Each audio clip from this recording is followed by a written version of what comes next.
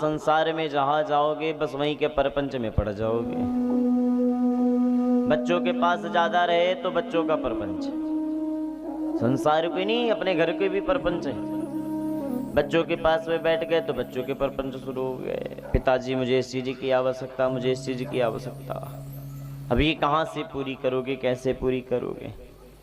अरे बच्चों से छोड़ करके यदि धर्मपत्नी के पास में पहुंचे तो धर्मपत्नी का प्रपंच शुरू। महाराज मेरे पास में मेरा ये श्रृंगार का सामान खत्म हो रहा, ये लेपन खत्म हो रहा, ये पोतन खत्म हो रहा, तो उसकी व्यवस्था कर दो, वो भी प्रपंच है। संसार में जहां जाओगे बस उसी जगह पर प्रपंच में फंस जाओगे। बस एक ऐसा ही स्थान है जहां कोई प्रपंच नहीं। बोले कहाँ? बोले जो व्यक्ति भगवान के शरण में पहुंच जाता बस वहीं कोई प्रपंच नहीं रहता। बोलो राधे राधे राधे राधे। और इस सारे संसार को समझ लो, सारा संसार का संसार ही प्रपंच है। प्रपंच का मतलब समझते हैं? प्रपंच उसे नहीं कहते जो एक दूसरे से चाई चुगली करे। प्रपंच के भी कई मतलब होते हैं। प्रपंच का मतलब एक नई नवेली दुल्हन घर में आई और घर के ही नाना कार्यों के जंजाल में फंस गई तो उसके प्रपंच को देखने लगी।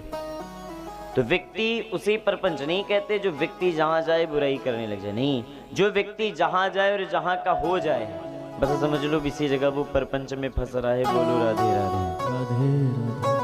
और हम सबको बस इसी प्रपंच से बचना।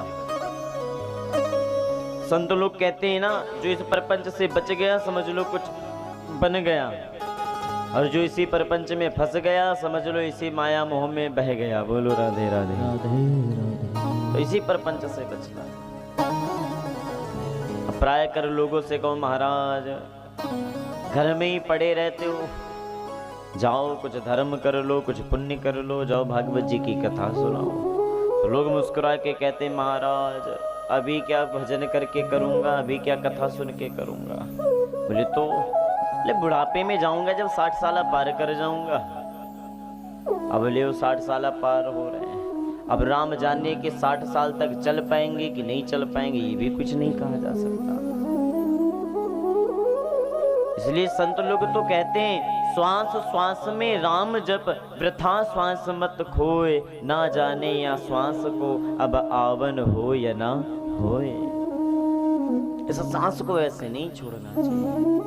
नाम जपते चलो, सबसे सरल साधन है नाम जप। नाम क्या है? जब सारी की सारी वानर सेना जब पत्थर ले लेकर के आती गई, समुद्र में डाले जाने लगे तो पत्थर तैरने लग गए। राम जी ने कहा वाह क्या बात है, सब पत्थर तैर रहे।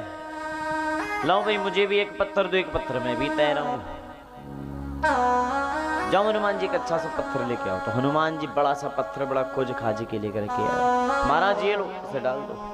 प्रभु ने जैसे ही हाथ में लिया और जैसे समुद्र में डाला पत्थर डूब गया। राम जी ने कहा ये क्या लेके आए? तुम सबका पत्थर तैर रहा और मेरा पत्थर डूब रहा।